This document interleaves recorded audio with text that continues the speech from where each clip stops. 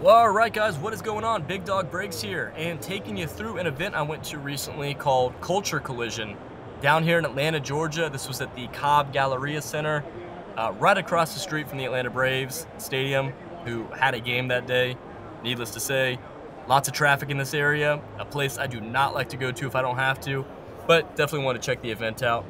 So I'm going to walk you through what I saw, give you some tips, tricks, suggestions and positives and negatives about it, and just overall recommendations if you were to go to this in the future. So the event itself, it was 20 bucks to get in. I bought my ticket the day of. I think it's 15 in advance, but I wasn't sure I was going until a couple days out.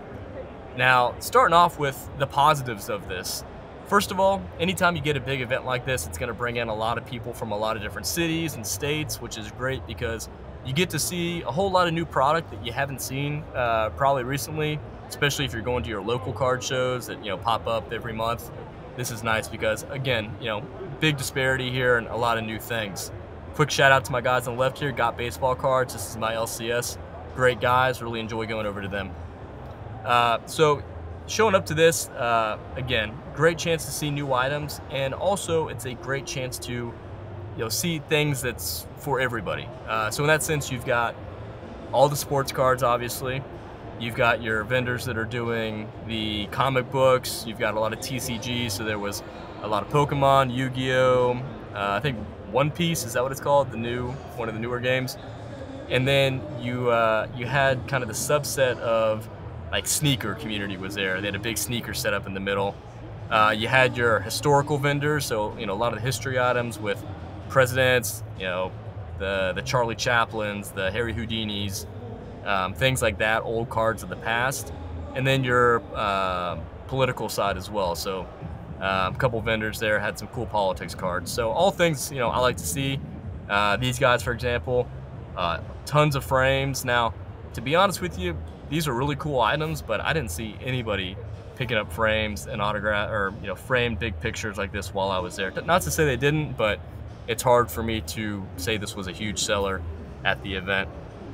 And then also just in general, when you host an event like this, you get to meet a lot of new people too. So all these walkers going around on the floor, when you see them asking about a card or a specific player, and then maybe that's someone you have an interest in too, so you kind of spark up that conversation, or maybe they're at one of those niche tables, like the history table, and you can start talking to them about different things you've seen.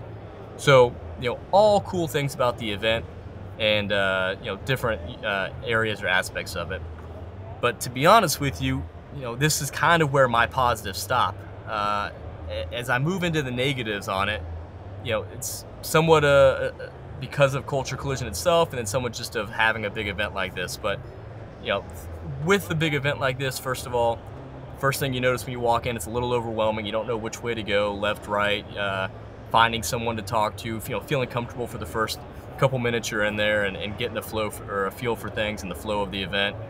But then as you start going up to the different tables, either most of these tables did not have enough manpower behind them. You had some tables where the guys had 6 or 7 tables there, but only 1 or 2 people behind it. And if you're going to an event this big, you really need to be more prepared. I found myself waiting 15 to 20 minutes to just ask a simple question about the price of a card, or something else in general. Do they have another one of these? And getting frustrated because they could not get to my question because they're just having a conversation with the same guy over 15-20 minutes long. So not enough manpower, and also for their sake is guys like this that have their cards laid out on the table, you need to be, if you're that dealer right there, you need to have eyes on those cards at all time.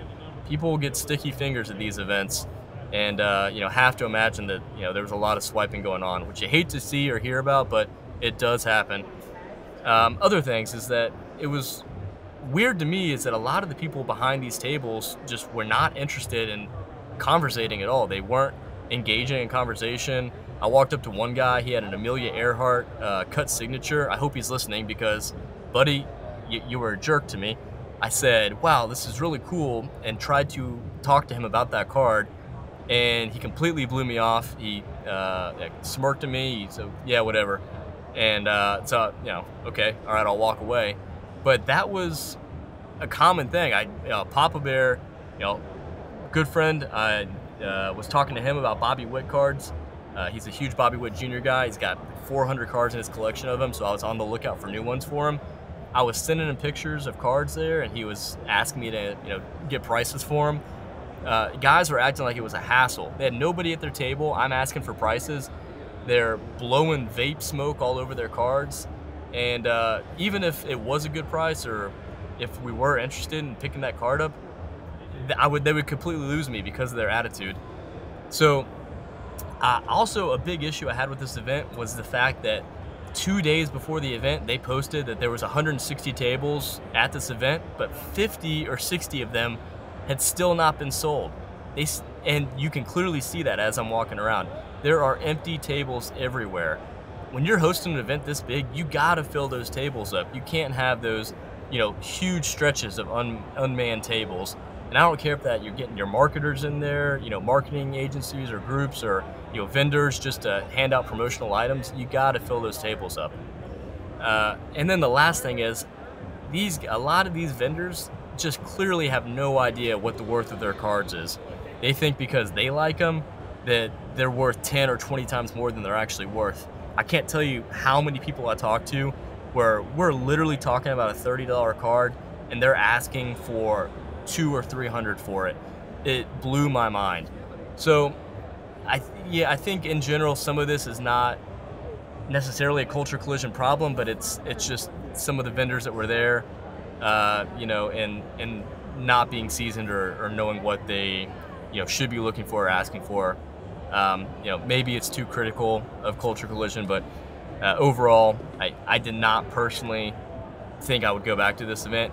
Now, if you do go, obviously, never pay the price that they're asking for at the table. Every table was asking way above comps. Obviously, you want to work them down. If you can buy in bulk or get multiple items, you can always get that price much more favorable to you. I did pick up a couple cool Mickey Mouse cards here from the 1930s and one of his original rookie cards. That was super neat. I was literally on the way out of the building when I saw that, so I picked it up.